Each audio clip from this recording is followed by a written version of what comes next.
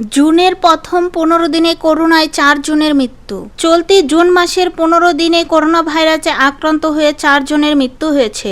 সর্বশেষ রোববার 15 জুন দেশে করোনায় 1 জনের মৃত্যু হয়েছে। স্বাস্থ্য অধিদপ্তরের তথ্য বলছে, এই সময়ে 1135 জনের করোনা পরীক্ষা করা হয়েছে, যার মধ্যে শনাক্ত হয়েছে 130 জনের, সুস্থ হয়েছেন 61 জন আর মারা গেছেন 4 জন।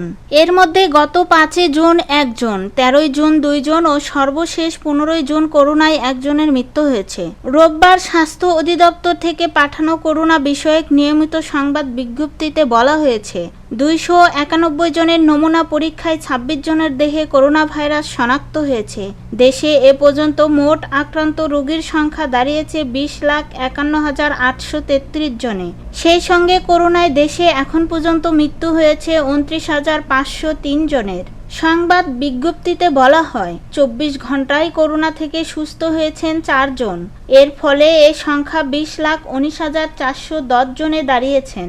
এদিকে মহামারীর শুরু থেকে এখন পর্যন্ত মোট শনাক্তের হার 13.5%, আর গত 24 ঘন্টায় শনাক্তের হার 8.93%। প্রসঙ্গত 2020 সালে 8 মার্চ দেশে প্রথম 3 জনের দেহে করোনা ভাইরাস শনাক্ত হয়।